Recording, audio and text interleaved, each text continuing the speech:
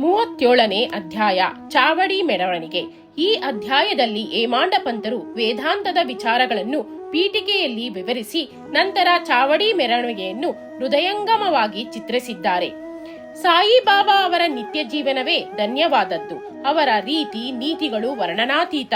ಅವರು ಕೆಲವು ವೇಳೆ ಬ್ರಹ್ಮಾನಂದದಲ್ಲಿ ತಲ್ಲೀನರಾಗಿದ್ದು ಇನ್ನಿತರ ಸಮಯದಲ್ಲಿ ಆತ್ಮಜ್ಞಾನದಿಂದ ತೃಪ್ತರಾಗುತ್ತಿದ್ದರು. ಕೆಲವು ವೇಳೆ ತಮ್ಮ ಕಾರ್ಯವನ್ನು ನಿರ್ವಹಿಸುತ್ತಾ ನಿಶ್ಚಿಂತರಾಗುತ್ತಿದ್ದರು ಮತ್ತು ಕೆಲವು ವೇಳೆ ಸುಮ್ಮನೆ ಕುಳಿತಿರುತ್ತಿದ್ದರು. ಆದರೆ ಸೋಮಾರಿಗಳಾಗಿರಲಿಲ್ಲ. ಅವರು ಯಾವಾಗಲೂ ಆತ್ಮದಲ್ಲಿಯೇ ತಲ್ಲೀನರಾಗುತ್ತಿದ್ದರು. ಸಾಗರದಂತೆ ಅವರು ಶಾಂತಿಯುತರಾಗಿ ಕಂಡುಬಂದರೂ ಅಪಾರವಾದ ಆಳದಲ್ಲಿ ಇರುತ್ತಿದ್ದರು. ಬಾಬಾ ಅವರ ರೀತಿಯನ್ನು ವರ್ಣಿಸಲು ಯಾರಿಗೆ ಸಾಧ್ಯ? ಪುರುಷರನ್ನು ಸಹೋದರರಂತೆಯೂ ಹೆಂಗಸರನ್ನು ತಾಯಿ ತಂಗಿಯರಂತೆಯೂ ಕಾಣುತ್ತಿದ್ದರು. ಅವರು ಶುದ್ಧ ಬ್ರಹ್ಮಚಾರಿಗಳಾಗಿದ್ದರು. ಅವರೊಡನೆ ಕಾಲ ಕಳೆದಾಗ ನಮಗೆ ಲಭಿಸಿದ ಜ್ಞಾನವು ಚಿರಾಯುವಾಗಲಿ. ಸದಾ ಭಕ್ತಿ ಶ್ರದ್ಧೆಗಳಿಂದ ಅವರ ಪಾದ ಸೇವೆಯನ್ನು ಮಾಡೋಣ. ಚರಾಚರಗಳಲ್ಲಿಯೂ ಅವರನ್ನು ಕಂಡು ಅವರನ್ನು ನಾವು ಪ್ರೀತಿಸೋಣ.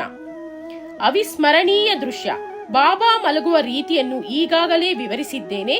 ಅವರು ಒಂದು ದಿನ ಮಸೀದಿಯಲ್ಲಿಯೂ ಮತ್ತೊಂದು ದಿನ ಚಾವಡಿಯಲ್ಲಿಯೂ ಮಲಗುತ್ತಿದ್ದರು. ಈ ತರದ ವಾಡಿಕೆ ಅವರ ಮಹಾಸಮಾಧಿಯ ತನಕವೂ ಜರುಗಿತು. 1909 ಡಿಸೆಂಬರ್ 10ನೇ ತಾರೀಕಿನಿಂದ ಭಕ್ತರು ಬಾಬಾ ಅವರನ್ನು ಚಾವಡಿಯಲ್ಲಿ ಪೂಜಿಸತೊಡಗಿದರು. ಅವರ ದಯೆಯಿಂದ ಅದನ್ನು ಇಲ್ಲಿ ವರ್ಣಿಸಿದ್ದೇನೆ. ಬಾಬಾ ಅವರು ಚಾವಡಿಗೆ ಹೋಗುವ ಸಮಯದಲ್ಲಿ ಭಕ್ತರು ಮಸೀದಿಯಲ್ಲಿ ನೆರೆದು ಮೊದಲು ಭಜನೆ ಮಾಡುತ್ತಿದ್ದರು. ಅವರ ಹಿಂದೆ ಒಂದು ಸಣ್ಣ ರಥವು ಬಲಭಾಗದಲ್ಲಿ ಬಾಬಾ ಅವರ ಮುಂದೆ ತುಳಸಿ ವೃಂದಾವನವನ್ನು, ಇವುಗಳ ಮಧ್ಯೆ ಭಜನೆ ಮಾಡುವ ಭಕ್ತ ಕೋಟಿಯು ಕಂಗೊಳಿಸುತ್ತಿತ್ತು. ಭಜನೆ ಮಾಡಲು ಗಂಡಸರು, ಹೆಂಗಸರು, ಮುದುಕರು, ಚಿಕ್ಕ ಮಕ್ಕಳು ಎಲ್ಲರೂ ನೆರೆಯುತ್ತಿದ್ದರು. ಕೆಲವರು ತಾಳಗಳನ್ನು, ಮತ್ತೆ ಕೆಲವರು ಚಿಪಳಿಗಳನ್ನು, ಇತರರು ಮೃದಂಗ, ಕಂಜಿರಿ ಮತ್ತು ಡೊಳ್ಳುಗಳನ್ನು ಬಾರಿಸಿ ಭಜನೆ ಮಾಡುತ್ತಿದ್ದರು. ಅಯಸ್ಕಾಂತ ರೂಪಿಯಾದ ಬಾಬಾ ಅವರು ಭಕ್ತರೆಲ್ಲರನ್ನೂ ಆಕರ್ಷಿಸುತ್ತಿದ್ದರು. ಅಂಗಳದಲ್ಲಿ ಕೆಲವರು ದೀಪಗಳನ್ನು ಹಚ್ಚುತ್ತಲೂ, ಮತ್ತೆ ಕೆಲವರು ಪಲ್ಲಕ್ಕಿಯನ್ನು ಶೃಂಗರಿಸುತ್ತಲೂ, ಕೆಲವರು ದಂಡವನ್ನು ಹಿಡಿದುಕೊಂಡು ಬಾಬಾ ಅವರ ಜಯಘೋಷವನ್ನು ಮಾಡುತ್ತಲೂ ಇದ್ದರು. ಮಸೀದಿಯ ಮೂಲೆ ಮೂಲೆಗಳೂ ಸಹ ಶೃಂಗರಿಸಲ್ಪಟ್ಟು ಸುತ್ತಲೂ ದೀಪಗಳು ಕಂಗೊಳಿಸುತ್ತಿದ್ದವು. ಬಾಬಾ ಅವರ ಪ್ರೀತಿಯ ಅಶ್ವವಾದ ಶಾಮಕರ್ಣನೂ ಸಹ ಅಲಂಕರಿಸಲ್ಪಟ್ಟು ಹೊರಗಡೆ ನಿಂತಿರುತ್ತಿದ್ದನು. ತಾತ್ಯ ಪಾಟೀಲರು ತಮ್ಮ ಸ್ನೇಹಿತರೊಂದಿಗೆ ಬಂದು ಬಾಬಾ ಅವರಿಗೆ ಸಿದ್ಧರಾಗಲು ಹೇಳುತ್ತಿದ್ದರು.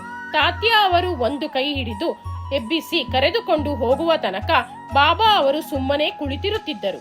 ತಾತ್ಯ ಬಾಬಾ ಅವರನ್ನು ಮಾಮಾ ಎಂದು ಕರೆಯುತ್ತಿದ್ದರು. ಬಾಬಾ ಅವರು ತಮ್ಮ ಸಾಮಾನ್ಯ ಉಡುಪಾದ ಕಫನಿಯನ್ನು ಧರಿಸಿ ತಮ್ಮ ಸಟಕ ಕಂಕುಳಲ್ಲಿರಿಸಿ ಚಿಲುಮೆ ತೆಗೆದುಕೊಂಡು ಹೊರಡಲು ಅನುವಾಗುತ್ತಿದ್ದರು. ನಂತರ ತಾತ್ಯ ಜರದ ಶೆಲ್ಲೆ ಒದಿಸಿದ ನಂತರ ಬಾಬಾ ಮಸೀದಿಯ ಗೋಡೆಯ ಹತ್ತಿರವಿದ್ದ ಕಟ್ಟಿಗೆಯನ್ನು ತಮ್ಮ ಬಲಗಾಲಿನ ಬೆರಳಿನಿಂದ ತಳ್ಳಿ ದೀಪ ಹಾರಿಸಿ ಚಾವಡಿಗೆ ಹೊರಡುತ್ತಿದ್ದರು. ಆಗ ಎಲ್ಲಾ ವಿಧವಾದ ಪಕ್ಕವಾದ್ಯಗಳು ಮೊಳಗುತ್ತಿದ್ದವು. ಅಗ್ನಿ ಕ್ರೀಡೆಯ ಪದಾರ್ಥಗಳು ವಿವಿಧ ಬಣ್ಣದ ಜ್ವಾಲೆಯಿಂದ ನರ್ತಿಸತೊಡಗುತ್ತಿದ್ದವು. ಭಕ್ತ ಕೋಟಿಯು ಬಾಬಾ ಅವರ ಗುಣಗಾನ ಮಾಡುತ್ತಾ ಮುಂದುವರಿಯುತ್ತಿತ್ತು. ಕೆಲವರು ನೃತ್ಯ ಮಾಡುತ್ತಾ ಸಾಗುತ್ತಿದ್ದರು. ಬಾಲಾಧಾರರು ಬಾಬಾ ಮಸೀದಿಯ ಬಾಗಿಲಿಗೆ ಬಂದ ಕೂಡಲೇ ಜಯಘೋಷ ಮಾಡುತ್ತಿದ್ದರು. ಬಾಬಾ ಅವರ ಇಕ್ಕೆಲೆಗಳಲ್ಲಿಯೂ ಭಕ್ತರು ನಿಂತು ಚಾಮರ ಬೀಸುತ್ತಿದ್ದರು. ದಾರಿಯುದ್ದಕ್ಕೂ ಬಟ್ಟೆ ಹಾಸುತ್ತಿದ್ದರು. ಅದರ ಮೇಲೆ ಬಾಬಾ ಅವರು ನಿಧಾನವಾಗಿ ಹೆಜ್ಜೆ ಇಡುತ್ತಾ ಮುಂದುವರಿಯುತ್ತಿದ್ದರು. ತಾತ್ಯ ಪಾಟೀಲ ಬಾಬಾ ಅವರ ಬಲಗೈಯನ್ನು, ಮಾಳಸಾಪತಿಯವರು ಅವರ ಎಡಗೈಯನ್ನು ಹಿಡಿದುಕೊಂಡು ಹೋಗುತ್ತಿದ್ದರು.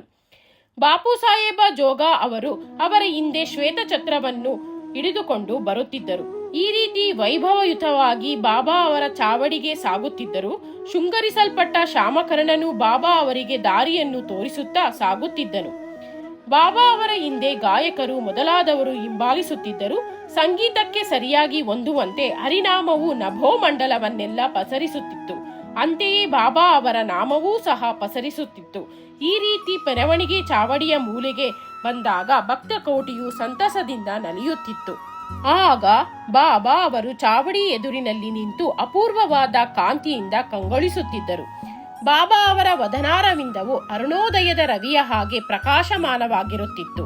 ಅವರು ನಿಶ್ಚಲ ಚಿತ್ತರಾಗಿ ಉತ್ತರಾಭಿಮುಖವಾಗಿ ಚಾವಡಿಯ ಎದುರಿಗೆ ಯಾರನ್ನೋ ಕರೆಯುತ್ತಿರುವಂತೆ ನಿಂತಿರುತ್ತಿತ್ತು. ವಾದ್ಯಘೋಷಗಳು ನಡೆದಾಗ ಬಾಬಾ ಅವರು ಆಗಾಗ್ಗೆ ತಾಳ ಹಾಕುತ್ತಿದ್ದರು. ಆ ಸಮಯಕ್ಕೆ ಸರಿಯಾಗಿ ಕಾಕಾ ಸಾಹೇಬರು ದೀಕ್ಷಿತರು ಬೆಳ್ಳಿಯ ತಟ್ಟೆಯಲ್ಲಿ ಹೂವನ್ನು ತಂದು ಆಗಾಗ್ಗೆ ಬಾಬಾ ಅವರ ಮೇಲೆ ಚೆಲ್ಲುತ್ತಿದ್ದರು. ಆಗ ಬಾಬಾ ಅವರ ಅಪೂರ್ವ ಶೋಭೆಯನ್ನು ನೋಡಿ ಭಕ್ತ ಜನರು ಮನದಣಿಯುವಂತೆ ಆನಂದಿಸುತ್ತಿದ್ದರು. ಬಣ್ಣಿಸಲು ಪದಗಳ ಅಭಾವವೇನೋ ಎಂಬಂತಿತ್ತು. ಆ ವೈಭವದ ಪರಮಾವಧಿ ತಾತ್ಯಾ ಪಾಟೀಲರು ದೀಪಗಳನ್ನು ಹಿಡಿದುಕೊಂಡು ಬಾಬಾ ಅವರ ಬಲಗಡೆಗೂ, ಮಾಳಸಾಪತಿಯವರು ಅವರ ಶಲ್ಯದ ಅಂಚನ್ನು ಹಿಡಿದುಕೊಂಡು ಬಾಬಾ ಅವರ ಎಡಗಡೆಗೂ ಬರುತ್ತಿದ್ದರು. ಬಾಬಾ ಅವರು ನಿಧಾನವಾಗಿ ಹೆಜ್ಜೆ ಇಡುತ್ತಾ ಚಾವಡಿ ಸೇರುತ್ತಿದ್ದರು.